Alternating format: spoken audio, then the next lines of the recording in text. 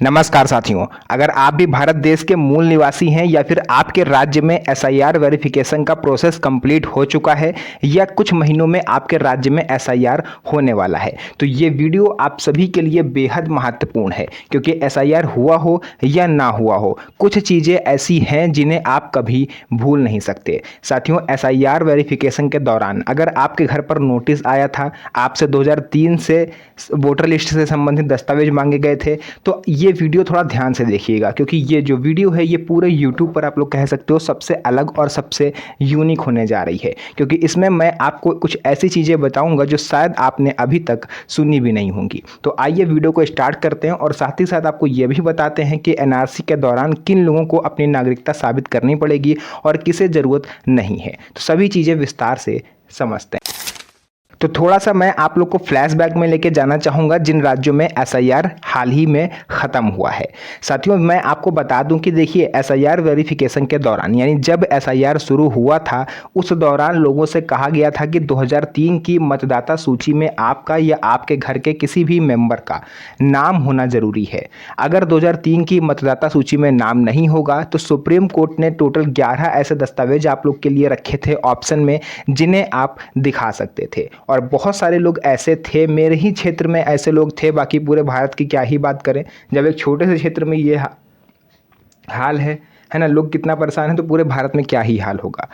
तो वहाँ पर क्या हुआ कि ना तो लोगों के पास उन 11 दस्तावेजों में से कोई एक दस्तावेज मिला और ना ही उनके घर परिवार में किसी का 2003 की मतदाता सूची में नाम था। तो ऐसे में हुआ क्या कि लोगों के घर पर नोटिस भेजे गए, है ना। हो सकता है कि आपके घर पर भी नोटिस आया हो हियरिंग का।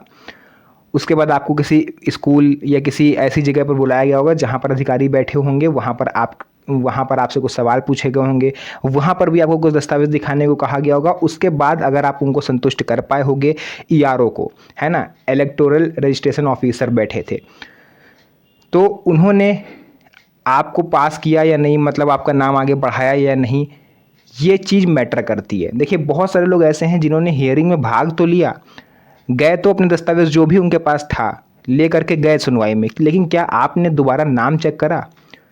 जब एसआईआर की फाइनल जो लिस्ट थी वो आई, उसमें आपने नाम चेक किया कि आपका या आपके परिवार में सबका नाम आया है? कहीं ऐसा तो नहीं कि किसी का नाम कट गया हो। मैं ये दावे के साथ कह सकता हूँ कि आप में से बहुत से लोगों ने एसआईआर वेरिफिकेशन की जो फाइनल लिस्ट थी वो चेक नहीं करी, और नहीं चेक करी है तो ये आपके लिए मुसीबत है। और अगर चेक करना चाह रहे हैं तो आज ही तुरंत इस वीडियो को देखने के बाद चेक करिएगा। कैसे चेक करना है? voters.gov.in के ऑफिशियल पोर्टल पर आपको जाना है। आपको अपनी डिटेल्स डालनी है, जो भी मोबाइल नंबर वगैरह आपसे मांगा जाएगा, आधार कार्ड वगैरह। उसके बाद आपके सामने आपकी लिस्ट आ जाएगी। एंड अगर उसमें आपका नाम है तब तो समझ लीजिए कि आप सौभाग्यशाली हो, आपका जो भी काम था वो कंप्लीट हो चुका है। अब आपको अगले 5 साल तक फिलहाल कोई परेशानी नहीं है। लेकिन अगर आपका या आपके परिवार में किसी का भी नाम गायब है तो ये एक चिंता का विषय है। उसका नाम आपको जुड़वाना पड़ेगा, बीएलओ के पास जा करके फॉर्म नंबर आपको 8 भरना पड़ेगा, है ना। फॉर्म नंबर 6 आपको भरना पड़ेगा। उसके बाद ही कहीं जाके आपका जो भी मेंबर है उसका नाम जुड़ पाएगा। तो ये तो हो गई एसआईआर वेरिफिकेशन के दौरान जिन राज्यों में एसआईआर हो चुका है उन राज्यों के लिए न्यूज़। जिन राज्यों में एसआईआर नहीं हुआ है तो भैया आप लोग 2003 की मतदाता सूची में नाम ढूंढना अभी से शुरू कर दीजिए, या फिर सुप्रीम कोर्ट की तरफ से जो 11 दस्तावेज बताए गए हैं like birth certificate, passport, residential certificate, इन सबको इकट्ठा करना शुरू कर दीजिए, बनवाना शुरू कर दीजिए। क्योंकि ये अन्य राज्यों में भी मांगा गया है और आपके राज्यों में भी मांगा जाएगा, है ना। तो ये तो बात हो गई एसआईआर को लेकर के, हुआ हो एसआईआर ना या ना हुआ हो, दोनों ही लोगों को क्या करना है मैंने आपको बता दिया। अब बात करते हैं कि आखिर किन लोगों को अपनी नागरिकता साबित करनी होगी। देखिए, लोगों की चिंता इसलिए बढ़ रही है, पूरे भारत देश में सबसे ज़्यादा लोग इसी वजह से परेशान हैं। कई लोगों के पास उनके पुराने दस्तावेज नहीं हैं, जो सुप्रीम कोर्ट ने 11 दस्तावेज बताए हैं उनमें से भी नहीं है, है ना। कई लोगों के दस्तावेजों में नाम, जन्म तिथि या एड्रेस में गलतियां हैं, और लोग इतने लापरवाह हैं कि जब तक कोई मुसीबत नहीं आ जाती तब तक आदमी उसको सही नहीं करवाता। कुछ लोगों के पास जन्म प्रमाण पत्र उपलब्ध नहीं है। कुछ लोग क्या, एटलीस्ट अगर हम लोग बात करें तो लगभग 1987 से पहले जिनका जन्म हुआ है, 80 to 85% लोग आपको ऐसे मिल जाएंगे जिनके पास बर्थ सर्टिफिकेट नहीं होगा। अब उनका बर्थ सर्टिफिकेट नहीं था तो उन्होंने अपने बच्चों का भी बर्थ सर्टिफिकेट नहीं बनवाया।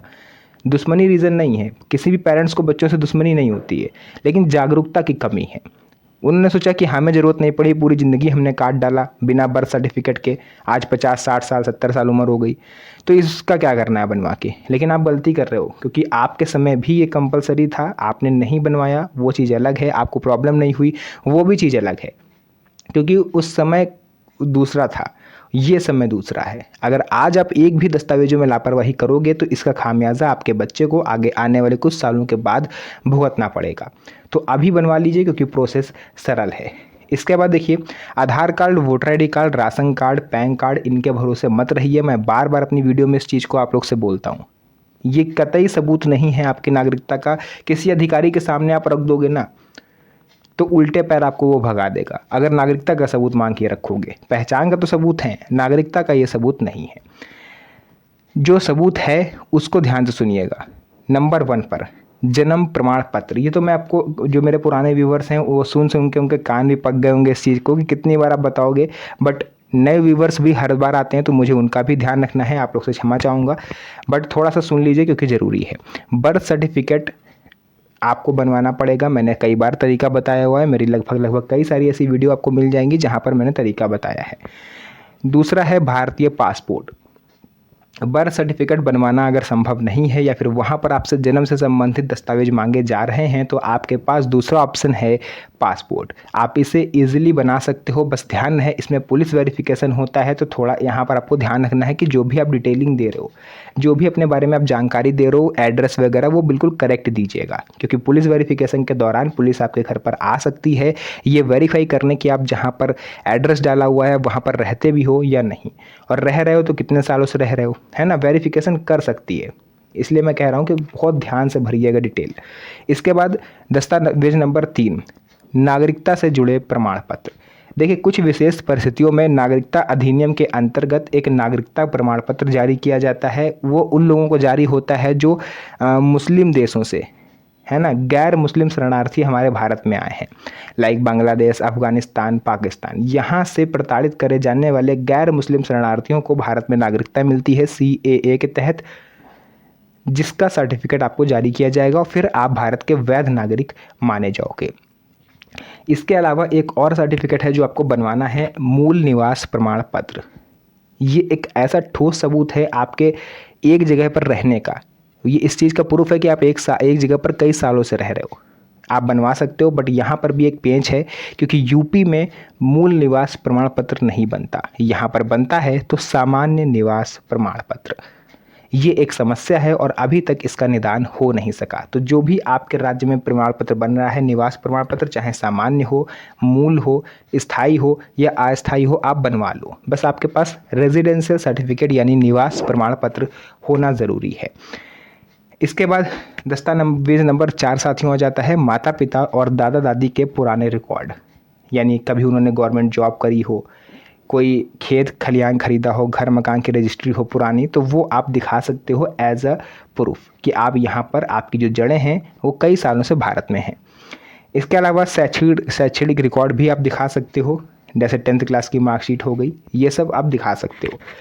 इसके अलावा देखिए, सबसे बड़ी गलती जो आजकल आप लोग कर रहे हो, नाम की स्पेलिंग में अंतर होना। अगर voter ID card, PAN card, Aadhaar card, ration card, जन्म प्रमाण पत्र, 10th क्लास की मार्कशीट, पासपोर्ट, इनमें से किसी भी एक दस्तावेज में स्पेलिंग मात्र का भी फर्क है तो आप एक मुसीबत में फंस सकते हो, क्योंकि माननीय सुप्रीम कोर्ट ऑफ इंडिया का ये स्टेटमेंट है। आप लोग चाहो तो आप लोग सर्च करोगे, आपको सब मिल जाएगा कि अगर आपके दस्तावेजों में जानकारी मिसमैच हो रही है तो फ्यूचर में इस चीज़ से इनकार नहीं किया जा सकता कि आपको परेशानी होगी, है ना। यानी सीधे तौर पर कहा गया है कि आपको भविष्य में परेशानी हो सकती है। तो अभी आपको क्या करना है, देखिए, सबसे पहले जो महत्वपूर्ण दस्तावेज आप बनवा सकते हो, आप ढूंढ सकते हो, उनको इकट्ठा करिए और एक फ़ाइल बनाइए।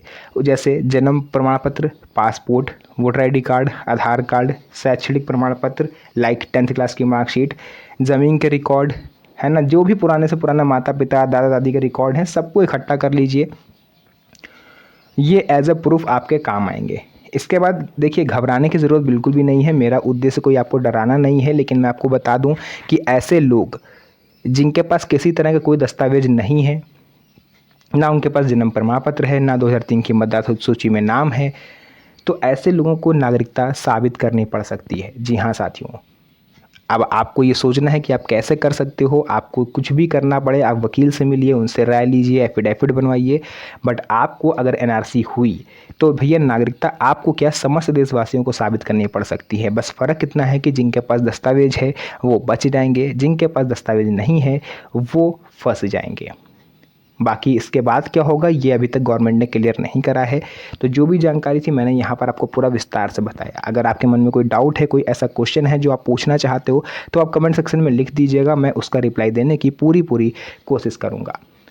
तो आज के लिए फ़िलहाल इतना ही, फिर से मुलाकात होगी आप सभी से एक और नई मज़ेदार वीडियो में। तब तक के लिए धन्यवाद। जय हिंद।